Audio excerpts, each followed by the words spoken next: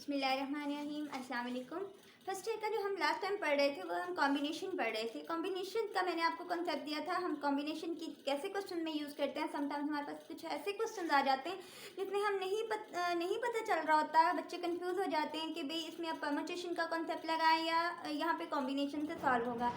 तो मैंने आपको ये बताया था प्रीवियस लेक्चर में कि जब भी आपके पास चॉइस या चॉइस की बात आती है या सिलेक्शन की बात आती है तो वहाँ पे हम क्या करते हैं, कॉम्बिनेशन यूज़ करते हैं। ठीक हो गया। लेकिन हमने इससे आपकी बुक में जितने भी क्वेश्चन थे उससे मैंने रिलेटेड दो टाइप के क्वेश्चन ऑलरेडी करवा चुकी हूँ प्रीवियस लेक्चर में, और आज दो टाइप के और क्वेश्चन हैं। अगर ये करवा दूँगी तो आपको कॉम्बिनेशन का तकरीबन टॉपिक कंप्लीट हो जाएगा। ठीक है, तो आज किस टाइप के क्वेश्चन हम करने जा रहे हैं। लास्ट टाइम में हमने जस्ट एन की वैल्यू फाइंड की थी। अगर हमें एनसीआर दिया हुआ था और उससे हम लोगों ने एन की वैल्यू फाइंड की थी और कुछ थ्योरम्स को यूज़ किया था, जो कि मैंने उससे पहले आपको थ्योरम भी करवाए थे।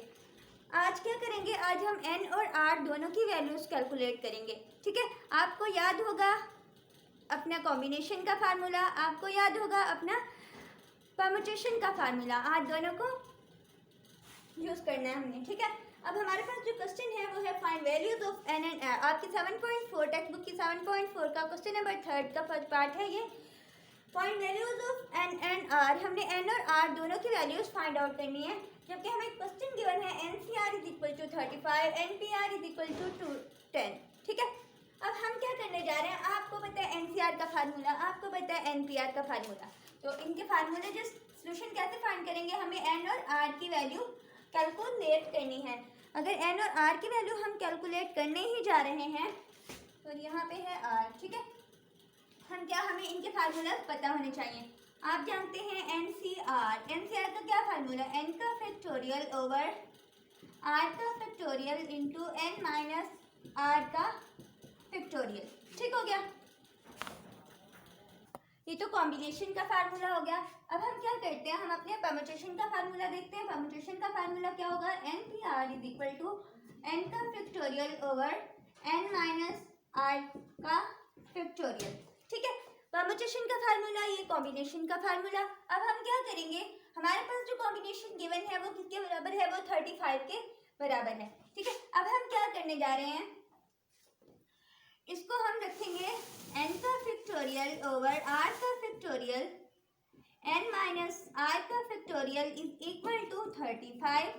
ठीक है, अब हमारे पास जो है एन पी आर किसके इक्वल था, वो 210 के इक्वल था।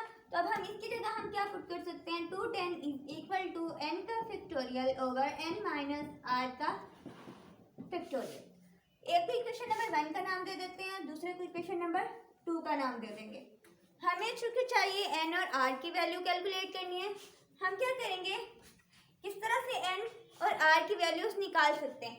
आप देखें कौन सा ऑप्शन है, आप इन दोनों को ऐड करेंगे, आप निकाल सकते हैं नहीं, बल्कि हम इन दोनों को इक्वेशन 1 और 2 को डिवाइड करेंगे तो हम पहले एन की वैल्यू हमें मिल जाएगी या पहले आर की मिल जाएगी, फिर उसमें सब्स्टिट्यूशन करेंगे इक्वेशन नंबर 1 या 2 में तो हमें दूसरी वैल्यू भी मिल जाएगी। ठीक है, तो अब हम क्या करने जा रहे हैं, अब हम इसको डिवाइड कर देते हैं इक्वेशन नंबर 1 को इक्वेशन नंबर 2 से। ठीक है, यहाँ पे लिखेंगे हम dividing 1/2, dividing equation 1 by equation 2। ठीक है, हमने इक्वेशन 1 को इक्वेशन 2 से क्या करना है, डिवाइड कर देना है। तो आप करें डिवाइड, हम कहेंगे एन का फैक्टोरियल ओवर आर का factorial into N minus are का फैक्टोरियल डिवाइडेड बाय, यहाँ पे आएगा डिवाइडेड बाय एन का factorial over N minus are का फैक्टोरियल। ठीक है, हमने इनकी लेफ्ट हैंड साइड को क्या किया, मतलब इसको और इसको डिवाइड कर दिया। जब इनको डिवाइड किया तो इनकी ये साइड जो है 35 ओवर 210। आप समझ रहे हैं। अब हमने क्या करना है, इसकी जस्ट सिंप्लीफिकेशन करनी है। तो हम सिंप्लीफाई इसको किस तरह से कर सकते हैं, चले हम अपनी सिंप्लीफिकेशन की तरफ चलते हैं। हम क्या करेंगे, अब ये देखिए ये डिवाइड हो रहा है, तो जब ये इस साइड पे जाएगा तो हम क्या करेंगे, इसको उल्टा देंगे। हमारे पास क्या बनेगा, एन का फैक्टोरियल ओवर आर का factorial into N minus are का factorial multiply n minus are का फैक्टोरियल ओवर एन का फैक्टोरियल। आपके पास उल्टाने से क्या आ गया, इस तरह की चीज आ जाती है, इज इक्वल टू, अब ये क्या रहेगा 35/210। ठीक है, अब हमने क्या करना है, अब हम सिंप्लीफिकेशन करें तो अगर आप देखें आपके पास जो n का फैक्टोरियल और n का फैक्टोरियल यहाँ पे क्या हो रहा है, कैंसिल आउट हो रहा है। यहाँ क्या हो रहा है, n का फैक्टोरियल n के फैक्टोरियल से कैंसिल हो जाएगा, यहाँ पे n माइनस आर का फैक्टोरियल, ये भी n माइनस आर का फैक्टोरियल, ये भी कैंसिल हो गया। आपके पास अकेला क्या बच गया, यहाँ पे आपके पास बचा है ओनली 1/r का फैक्टोरियल इज इक्वल टू 35 को जब 210 पे डिवाइड करते हैं तो हमारे पास जो आंसर आता है वो क्या आता है, 35 को अगर आप से करें 1/6 आ जाता है। अगर 210 को अंदर रख के आप 35 से डिवाइड करें, देखिए 35 को आप 6 से मल्टीप्लाई करके देखें तो आपके पास क्या आता है, 210 ही आता है। ठीक है, अब हम क्या करेंगे, हमारे पास यहाँ पे आ गया है 1/6। अब 1 इज इक्वल टू 1 है और r के फैक्टोरियल किसके इक्वल है, यहाँ पे r का फैक्टोरियल इज इक्वल टू 6 के बराबर है। ठीक है, r का फैक्टोरियल हमें क्या मिल गया, 6 के बराबर मिल गया। हमें क्या चाहिए था, हमें चाहिए था r। ठीक है, हम क्या कर सकते हैं, अगर r is equal two factorial किस तरफ ले जाए तो हम कह सकते हैं कि r इज इक्वल टू 6 का फैक्टोरियल, सॉरी हम अगले स्टेप में क्या करेंगे, ये फैक्टोरियल को कैंसिल करने की कोशिश करेंगे। अब r का फैक्टोरियल इज इक्वल टू 6 है, मैं यहाँ पे राइट कर दूं, यहाँ देखें आप r का फैक्टोरियल इज इक्वल टू, अब 6 है, 6 को अगर हम फैक्टोरियल फॉर्म में राइट करना चाहें तो क्या हम राइट कर सकते हैं, क्या राइट कर सकते हैं हम 6 के फैक्टोरियल को, मतलब हमारे पास जो है 6 किसका फैक्टोरियल होता है, अगर हम कहें कि 3 क्रॉस 2 करें, 6 को यू राइट किया जा सकता है, 3 क्रॉस 2 क्रॉस 1 राइट किया जा सकता है। आप देखिए इसको मल्टीप्लाई करें तो आपके पास क्या आ जाएगा, 6 आ जाएगा। तो हम यहाँ अगर गौर करें 3 क्रॉस 2 क्रॉस 1 क्या होता है, वो 3 का फैक्टोरियल होता है, दोनों साइड से फैक्टोरियल कैंसिल हो जाएगा, आपके पास जो r की वैल्यू आ जाएगी वो क्या आ जाएगी, यहाँ पे 3 आ जाती है। ठीक हो गया, इसको मैं रिवाइज करती हूँ। देखिए एनसीआर का फार्मूला आपने पुट किया, एनपीआर का फार्मूला ये था, आपने क्या किया, आपने इक्वेशन नंबर 1 को इक्वेशन नंबर 1 का नाम दे दिया, एनसीआर की उन्होंने वैल्यू बताई हुई थी 35, एनपीआर की वैल्यू बताई हुई है इन्होंने 210। आपने क्या किया, इक्वेशन नंबर 1, एक को इक्वेशन नंबर 1 का नाम दिया, दूसरी को इक्वेशन नंबर 2 का नाम दिया, 1 और 2 को डिवाइड किया। जैसे आपने डिवाइड किया, सिंप्लीफाई किया तो आपके पास n का फैक्टोरियल से कैंसिल, n-4 का n-r का फैक्टोरियल और n-r का फैक्टोरियल कैंसिल हो गए। ठीक है, यानी डिवाइड हो गए। अब बाकी आपके पास क्या बचा, 1/r का फैक्टोरियल, वो किसके इक्वल है, 1/6 के। तो 1 इज इक्वल टू 1 है और जो डिनोमिनेटर है वो कैसे होंगे, r का फैक्टोरियल इज इक्वल टू 6। ठीक है, अगर आप इसको क्रॉस मल्टीपल करें तब भी आपके पास r का फैक्टोरियल इज इक्वल टू 6 आएगा। तो r का फैक्टोरियल इज इक्वल टू 6। अब एक साइड पे r का फैक्टोरियल है, दूसरी साइड पे हमारे पास फैक्टोरियल नहीं है, तो अब हमने क्या करना है, हमें तो r की वैल्यू चाहिए, जो हमें क्वेश्चन में पूछी गई है वो r की वैल्यू पूछी गई है, ना कि r के फैक्टोरियल की। हम क्या करेंगे, इसको फैक्टोरियल फॉर्म में फैक्टोरियल बनाएंगे। अब हम देखेंगे 6 किसका फैक्टोरियल होता है, हम 3 क्रॉस 2 क्रॉस 1 राइट कर सकते हैं ना 6 को, तो ये देखिए 3 क्रॉस 2 क्रॉस 1 किसका फैक्टोरियल है, 3 का फैक्टोरियल है, दोनों साइड पे फैक्टोरियल से फैक्टोरियल जो है वो क्या हो गया, कैंसिल हो गया, r की वैल्यू आ गई हमारे पास 3। अब हमारे पास r की वैल्यू तो निकल आई, हमें क्या चाहिए, अब हमें n की वैल्यू चाहिए। n की वैल्यू कैसे फाइंड करेंगे,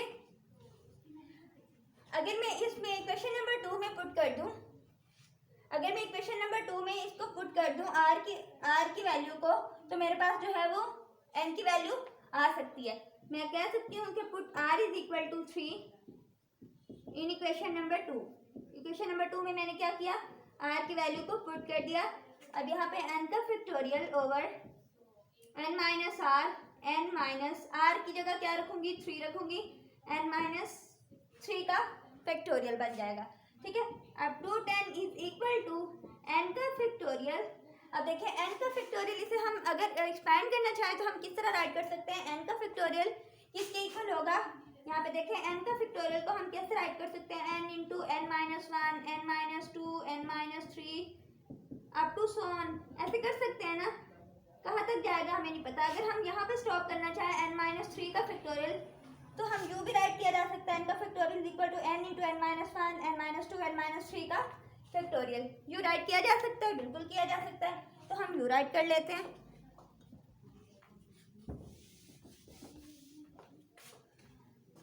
यहाँ पे नजर आ रहा है। अब यहाँ हम क्या करेंगे, n का factorial over n into n minus 1 n minus 2 n minus 3 का फैक्टोरियल। ठीक हो गया। अब यहाँ पे क्या है, n माइनस 3 का फैक्टोरियल।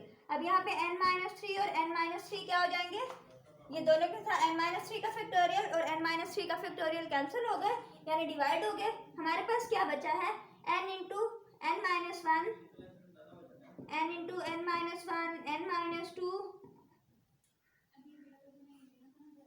Is equal to 10। अब हमें क्या करना है, हमें क्या करना होगा, अब यहाँ पे देखें, यहाँ पे n इंटू n माइनस 1 और n माइनस 2 थे, ठीक है। हमें 2 10 को भी इसी तरह ही तोड़ना होगा। अगर हम इसको 2 10 को यूँ करें 7 क्रॉस 6 क्रॉस 5 यूँ राइट कर सकते हैं ना, ठीक है। अब हम इसको 2 10 को किस तरह राइट कर सकते हैं, 6 cross 7 cross 6 cross 5। I think यहाँ पे नजर नहीं आ रहा, मैं ऊपर राइट कर लूँ, मैं यहाँ राइट कर देती हूँ। हमारा मकसद जस्ट n और r की वैल्यूज फाइंड करना है, ठीक है। हमारे पास 2 10 is equal to n into n minus 1 n minus 2 है, ठीक है। अब 2 10 को हम किस तरह राइट कर सकते हैं, 7 क्रॉस 6 क्रॉस 5 करेंगे तो आपके पास क्या आ जाता है, 2 10 आ जाता है। अगर मैं कहूँ कि मैं उसको पहले राइट कर लूँ n into n minus 1 n minus 2 is equal to 7 cross 6 cross 5। आप देखें आपके पास n की वैल्यू, n की जो भी वैल्यू होगी उसमें से n माइनस 1 करें। n की अगर वैल्यू आप 7 है, n माइनस 1 की वैल्यू क्या होगी, 7 माइनस 1 इज 6 ये है। n माइनस 2 की वैल्यू क्या होगी, 7 माइनस 2 इज 5, ठीक है। तो आपके पास इसका क्या मतलब है कि n इज इक्वल टू क्या है, 7 है। तो आपको क्या चाहिए थी, n की वैल्यू चाहिए थी और r की वैल्यू चाहिए थी। r की वैल्यू हमने निकाल ली 3 और n की वैल्यू हम निकाल चुके 7, ठीक है। आपका ये क्वेश्चन हुआ कंप्लीट। बहुत सिंपल है, जस्ट सिंप्लीफिकेशन करनी है आपको, कॉम्बिनेशन का और परम्यूटेशन का फार्मूला आना चाहिए। एक और क्वेश्चन करते हैं हम, स्टेटमेंट वाला है जिसमें जो बहुत ज़्यादा कॉम्प्लिकेटेड है, ठीक है। उसमें परेशान नहीं होना। अगर उस तरह के क्वेश्चन आपको समझ आ गए तो आप पेपर के में आने वाला हर क्वेश्चन कर सकते हैं यूँ, ठीक है। चले वो देखते हैं। अब आपके पास है question, there are 8 men and 10 women members of a club। एक क्लब है, उसकी जो मेंबर्स हैं वो कौन से हैं, 8 men हैं एंड 10 women हैं। How many committees of 7 can be form. हमने कमेटी बनानी है 7 मेंबर्स की, हैविंग 4 women। अब इस क्वेश्चन के हमारे पास 3 पार्ट्स हैं। एक में कह रहा है कि हैविंग 4 women, एक में कह रहा है एट मोस्ट 4 women और एट लीस्ट 4 women, ठीक है। अब जब एट मोस्ट एट लीस्ट वाले क्वेश्चन आते हैं वहाँ पे आपने कंफ्यूज नहीं होना, उसका क्या मतलब है अभी मैं बताती हूँ आपको। पहले हम कहते हैं कि वो कैसे हम कमेटी बनाएंगे। यहाँ पे एक ऐसा क्लब है जहाँ पे 8 आदमी हैं और 10 औरतें हैं। अब उन्होंने क्या कहा है कि ये तो क्लब के मेंबर्स हैं, ठीक है। अब एक कमेटी बनानी, how many committees of 7 members can be form. अब 7 मेंबर्स की हम कमेटी बनाना चाह रहे हैं, तो कैसे कमेटी बनेगी, कितनी कमेटीज बन सकती हैं, हैविंग 4 women। वो कह रहा है कि अगर उनके पास जो है जो भी कमेटी बनाए वो कमेटी ऐसी होनी चाहिए उसमें 4 औरतें हों, ठीक है, मर्दों से नहीं। अगर हमने 7 की बनानी है, 4 औरतें हैं, तो इसका मतलब क्या है कि मर्द कितने होंगे, उसमें 3 मर्द होंगे। तो देखते हैं कैसे बना सकते हैं हम कमेटी। सबसे पहले इसको सॉल्व करने के लिए हमें पता होना चाहिए कि टोटल मैन कितने हैं। टोटल मैन हमारे पास कितने हैं, 8 हैं, एंड टोटल वीमेन कितनी है हमारे पास, टोटल वीमेन वो हमारे पास 10 है, ठीक है। टोटल मैन कितने हैं, 8, और टोटल वीमेन जो है हमारे पास वो कितनी है, 10 है। अब हम क्या करने जा रहे हैं, number of committees of 7 including 4 women। Number of committees हमने देखना है कि कितनी कमिटीज हम बना सकते हैं। Number of committees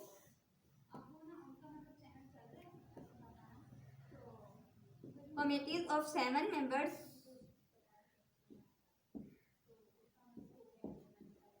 can be form having 4 women, ठीक है।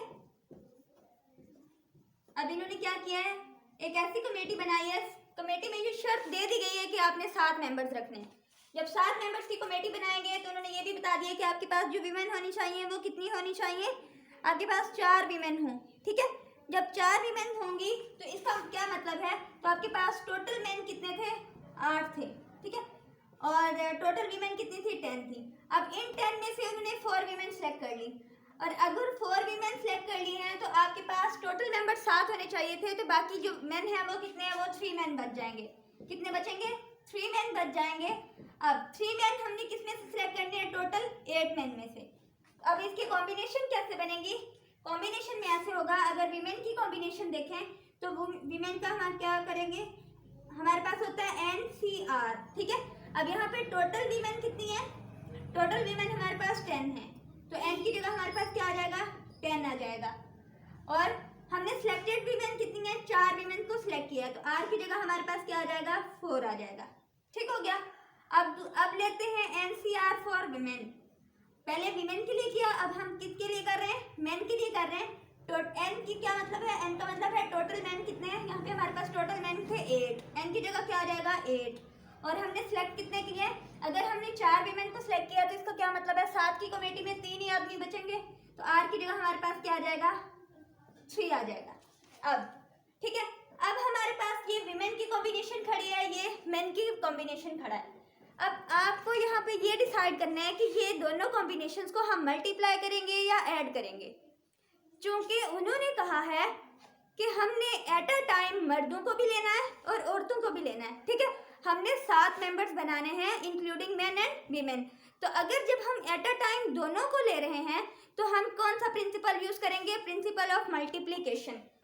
जब एट अ टाइम हम दोनों काम कर रहे हों, दोनों चीज़ों को इकट्ठा कर रहे हों, तब हम क्या करते हैं, मल्टीप्लिकेशन प्रिंसिपल यूज करते हैं। तो यहाँ पे हम क्या कर देंगे, मल्टीप्लिकेशन, ठीक हो गया।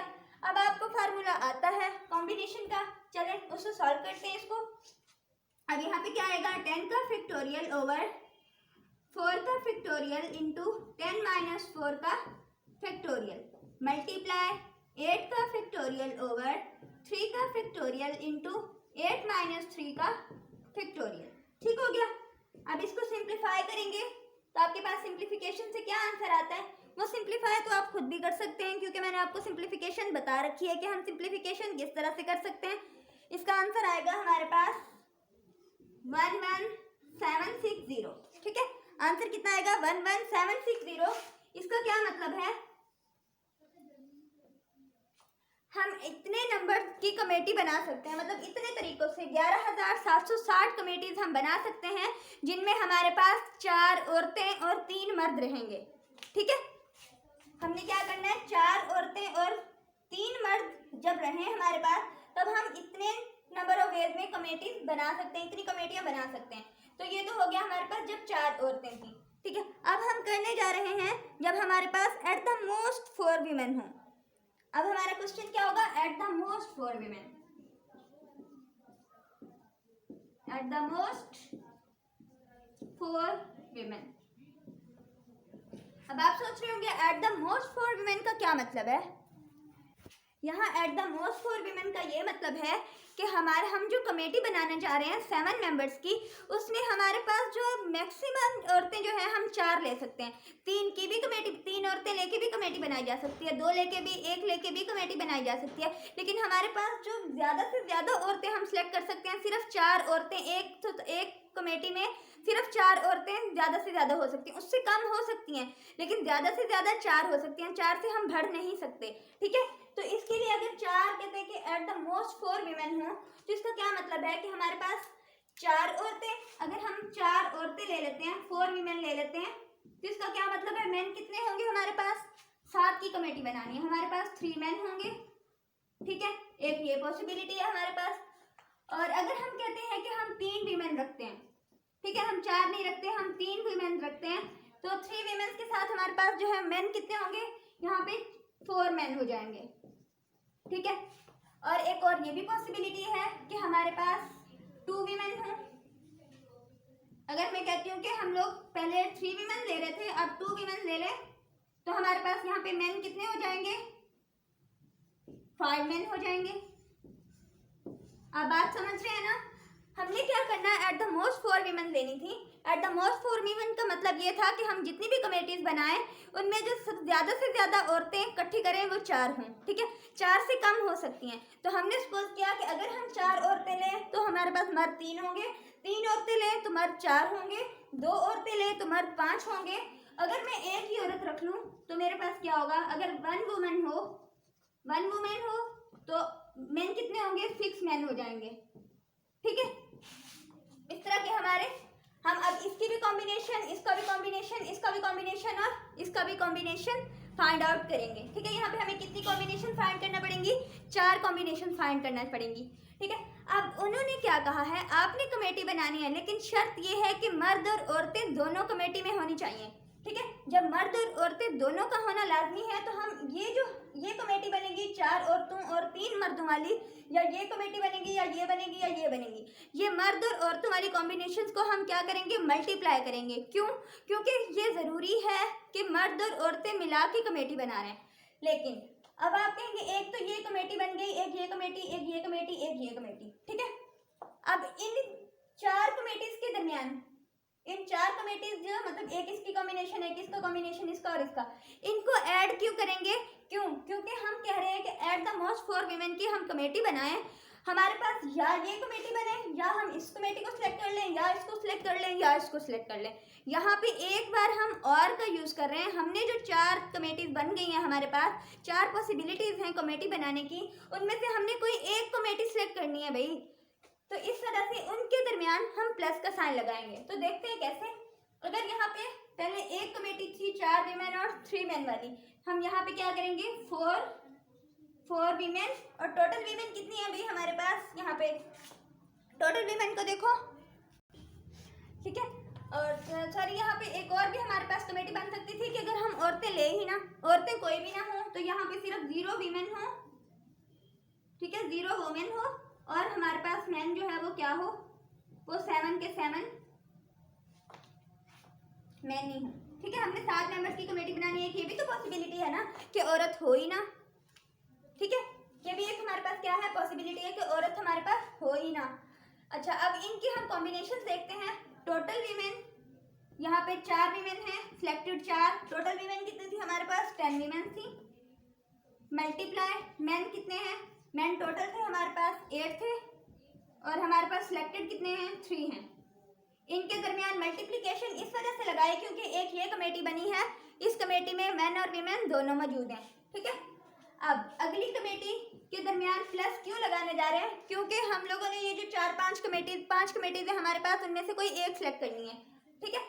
इस वजह से हम बीच में क्या लगा रहे हैं, प्लस लगा रहे हैं। तो अब यहाँ पे 3 वीमेन हैं तो सिलेक्टेड 3, टोटल वीमेन कितनी थी, 10, मल्टीप्लाई यहाँ पे टोटल मैन कितने हैं, 8 टोटल हैं, और सिलेक्टेड कितने हैं, 4, प्लस इसकी बारी है कॉम्बिनेशन। यहाँ पे वीमेन कितनी है, 2 वीमेन है, और टोटल कितनी थी, 10 थी, क्रॉस। अब कॉम्बिनेशन देखें, 5 सिलेक्टेड मैन है और टोटल 8 थे, प्लस नेक्स्ट वाली कमेटी पे चलें। यहाँ पे वीमेन कितनी है, सिलेक्टेड वीमेन 1 और टोटल वीमेन कितनी है, 10 है, क्रॉस। यहाँ पे सिलेक्टेड मैन कितने हैं, सिलेक्टेड मैन 6 हैं और टोटल मैन कितने थे, 8 थे, प्लस क्या होगा, यहाँ पे 0 वीमेन है तो यहाँ पे टोटल वीमेन 10 थी और सिलेक्टेड कितनी है, यहाँ पे 0 है, क्रॉस। यहाँ पे क्या है, 7 मैन है और टोटल कितने थे, टोटल 8 थे, टोटल कितने मैन थे, 8 मैन थे, ठीक हो गया। अब ये हमारे पास क्या बनती है, ये कॉम्बिनेशंस बन गई हैं। अब इन कॉम्बिनेशंस का क्या करेंगे, इसको अलग से सॉल्व करेंगे, इसको अलग से, इसको अलग से, इसको अलग से, और इसको अलग से सॉल्व करेंगे। जैसे हम इनको सॉल्व करते जाएंगे, फिर जो इनके आंसर आएंगे हम उनको ऐड करके सिंप्लीफाई कर लेंगे। जो हम सिंप्लीफाई कर लेंगे तो हमारे पास एट द मोस्ट 4 वीमेन के लिए कितनी कमेटीज बन जाएंगी, वो नंबर ऑफ कमेटीज आपके पास आंसर में आ जाएंगी, ठीक हो गया। अगर इसको हम सिंप्लीफाई करें तो हमारे पास जो आंसर किस तरह का आता है, वो हमारे पास आता है इसका आंसर 22968। इनको सिंप्लीफाई करने से 22968 आंसर आता है। मैं सिंप्लीफाई इस वजह से नहीं कर रही क्योंकि मैं आपको सिखा चुकी हूँ कि हम फैक्टोरियल कैसे इवेलुएट करते हैं, और इसके अलावा हम कॉम्बिनेशन का फार्मूला कैसे अप्लाई करके उसको सिंप्लीफाई करते हैं, ठीक हो गया। अब हम क्या करना है, जस्ट इनको कैलकुलेट करना है। आपको पता है कि ये किस तरह से कैलकुलेट किया जा सकता है, ठीक है, इसको किस तरह से सिंप्लीफाई किया जा सकता है ये आप जानते हैं। अब नेक्स्ट पार्ट है हमारे पास एटलीस्ट फॉर वीमेन, ठीक है। एटलीस्ट फॉर वीमेन के लिए हम क्या करेंगे, मैं इसको रेज कर लूँ, मैं यहाँ राइट करती हूँ, ठीक है। अब हमारे पास है 8 मेन है 10 वीमेन है और कमेटी हमने वही 7 मेंबर्स की बनानी है। अब यहाँ पे जो कंडीशन दी गई है वो है at least for women. At least for women का क्या मतलब है कि हम जो कमेटी बना रहे हैं 7 मेंबर्स की, उसमें हमारे पास कम से कम 4 औरतें हों, ठीक है, 4 से ज़्यादा नहीं होनी चाहिए। वहाँ पे तो हम कह रहे थे at the most for women कि हमारे पास ज़्यादा से ज़्यादा जो है वो कितनी औरतें होनी चाहिए, 4 होनी चाहिए। तो 4 के बाद हम जो है वो 5 पे नहीं जा सकते थे, ठीक है, 5 के बाद 6 पे नहीं जा सकते थे। तो अब यहाँ पे कह रहे हैं कि एट लीस्ट फॉर वीमेन हमारे पास कम से कम कितनी हो, वो 4 हो। 4 के नीचे हमने नहीं जाना बल्कि 5, 6, 7 पे जाएंगे, ठीक है। अब यहाँ पे अगर एट लीस्ट फॉर वीमेन है तो पहली कमेटी क्या बनेगी, सबसे कम वुमेन, 4 वीमेन। अगर 4 वीमेन है तो मैन कितने होंगे, यहाँ पे 3 मैन होंगे, ठीक है, एक ये कॉम्बिनेशन बनते। और दूसरे में क्या होगा, अगर उसने कहा एटलीस्ट कम से कम 4 हों, ठीक है, और 4 से कम नहीं होनी चाहिए, मतलब 3, 2, 1 नहीं होना चाहिए, 4 से ज़्यादा हों।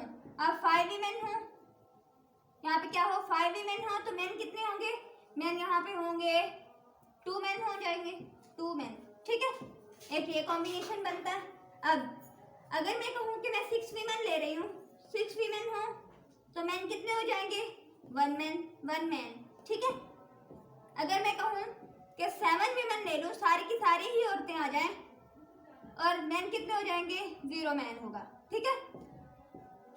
अब आपके पास यहाँ पे कितनी बनती है कॉम्बिनेशंस, अगर 4 वीमेन हो तो आपके पास 3 मैन, ठीक है, और अगर आपके पास 5 वीमेन हो तो 2 मैन, 6 वीमेन हो तो 1 मैन, 7 वीमेन हो तो 0 मैन। अब हमने क्या करना है, आपने कमेटी वही 7 मेंबर्स की बनानी है, लेकिन आपने मर्द और औरतों दोनों को मिला के बनानी है। तो आपके क्या करोगे, आप इनको आपस में इन कॉम्बिनेशंस को मल्टीप्लाई करोगे, और चूंकि हमें कोई एक इन चारों में से 4 कॉम्बिनेशन में से सिर्फ हमें कोई एक कॉम्बिनेशन चाहिए, तो उसको इसलिए हम सबको क्या करेंगे, ऐड कर देंगे। तो इस पे फार्मूला लगाएं, 4 वीमेन, पहले इस पे कॉम्बिनेशन इसको सॉल्व करते हैं। हमारे पास सिलेक्टेड 4 वीमेन, टोटल वीमेन कितनी थी, 10 थी, मल्टीप्लाई यहाँ पे 3 मैन है, सिलेक्टेड मैन 3 और टोटल 8 थे, प्लस यहाँ पे सिलेक्टेड वीमेन 5 है और टोटल हमारे पास कितनी थी, टोटल हमारे पास 10 थी, और मैन कितने थे, यहाँ पे सिलेक्टेड 2, टोटल 8 थे, प्लस यहाँ पे क्या होगा, 6 वीमेन, सिलेक्टेड वीमेन 6 है और टोटल जो है हमारे पास कितनी थी, 10 थी, और मैन जो है यहाँ पे सिलेक्टेड मैन 1 है और टोटल मैन 8 थे, प्लस यहाँ पे जो है वो मैन की लिखने की ज़रूरत नहीं है, अगर आप लिखना चाहो तो भी कोई मसला नहीं, लेकिन अगर ना लिखना चाहो, क्योंकि 0 मैन है तो आप क्या से कॉम्बिनेशन क्या बनाओगे इसका। तो यहाँ पे है सी, यहाँ पे सिलेक्टेड 7, यहाँ पे टोटल 10, अगर आप लिख भी लो तो भी मसला नहीं है, ठीक है। यहाँ पे कॉम्बिनेशन क्या होगा, सिलेक्टेड 0 एंड टोटल 8। आपके पास क्योंकि इसका तो आंसर 0 आएगा, आपके पास सिर्फ ये बचेगा, ठीक है। आप क्या करोगे, अब आप क्या करोगे, आप इसको सिंप्लीफाई करोगे, जो कि आप सिंप्लीफिकेशन सीख चुके हो कि आप किस तरह से कॉम्बिनेशन को ऐड कर सकते हो इनको सॉल्व करके, ठीक है। तो आपका सिंप्लीफिकेशन के बाद जो आंसर आ रहा है वो आ रहा है 20616। आंसर क्या आएगा, 20616। आप इसमें फार्मूला अप्लाई करना, जब आप फार्मूला अप्लाई करोगे, उसको सिंप्लीफाई करोगे, ऐड करोगे, तो आपके पास जो है वो इतनी नंबर ऑफ वेज बन जाएंगी एटलीस्ट 4 वीमेन के लिए, ठीक है। अब आपने एट मोस्ट और एट लीस्ट वुमेन में कंफ्यूज नहीं होना। अगर आपको यहाँ पे वीमेन की जगह मैन कह देते तो आप क्या करते, आप 4 मैन लेते और 3 जो है वो क्या लेते, वीमेन लेते, मतलब इसको उल्टा कर देते, ठीक है। एट मोस्ट में क्या करना है, हमने ज्यादा से ज्यादा औरतें जो है वो कितनी लेनी है, 4 लेनी है, यहाँ पे 4 बताया हुआ, तो ज्यादा से ज्यादा 4 औरतें लेंगे और फिर औरतों को कम करते जाएंगे। लेकिन एट लीस्ट में क्या करना है, कम से कम 4 औरतें लेनी है, उसके बाद औरतों को बढ़ाते जाना है। एट लीस्ट का मतलब है कम से कम, कम से कम जब हमने 4 लिए, ठीक है, 4 ले ली, अब उससे दूसरी कमेटी जब बनाएंगे तो हम 5 औरतें लेंगे, उससे ज़्यादा नेक्स्ट बनाएंगे कमेटी तो हम क्या लेंगे, 6 औरतें लेंगे, इस तरह आपने करना है, ठीक है। आपका ये जो है 7.4 कॉम्बिनेशन वाली ये तो होगी कंप्लीट। इससे रिलेटेड कोई भी एक ऐसा क्वेश्चन नहीं है जो यहाँ पे डिस्कस ना हुआ हो, लेकिन फिर भी अगर आपको कोई कन्फ्यूजन हो तो आप पूछ सकते हैं। आपके लिए इजाज़त, अल्लाह हाफिज़।